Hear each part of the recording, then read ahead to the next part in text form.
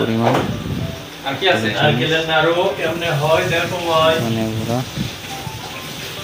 একটু ধনিয়া দিলাম গুঁড়া দিলাম জিরা দিলাম একটু নাড়াচাড়া দিই ঘাটাঘাটি করি মিক্স করতেছি সব কিছু এরপরে দিয়ে দেব মিক্স করবো এরপরে দিয়ে দেব এই যে তরকারি ভেজে রাখা তরকারি দিয়ে দেবো ভেজে রাখা আপেল দিয়ে দিলাম মাছ একটু লবণ দিতে হবে লবণ দিতে কিছুক্ষণ নাড়াচাড়া দিলাম দেখলে কি কইরা গেল কি করছে না ধরে কি তামসা করতেছে স্বাদ মতো লবণ মেরে দিলাম এবারে দিয়ে দেবো স্বাদ মতো লবণ পরিমাণ মতো লবণ দিব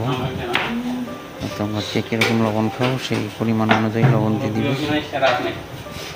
আমি এখানে 1 টেবিল চামচ পরিমাণ লবণ দিয়ে দিয়েছি ডাকনা কই করছে না ভাই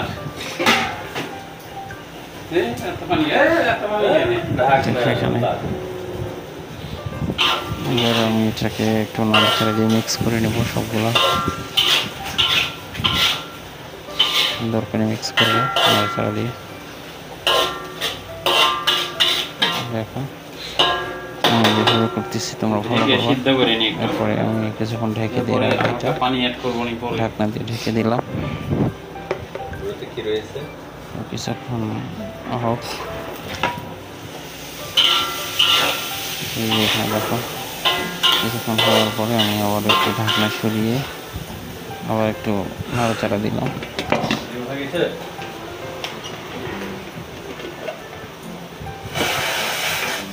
পানি অ্যাড করে দিই এই পর্যায়ে আমি কিছু অল্প পরিমাণে পানি অ্যাড করবো পানি অ্যাড করার পরে নাড়াচাড়া দিয়ে আর সবগুলো সুন্দর করে মিশিয়ে নিব দেখো কীভাবে করতেছি তোমরা ফলো করো একটু ঢেকে দিই ঢেকে সিদ্ধ করে নিই আবারও ঢাকনা দিয়ে ঢেকে দেবো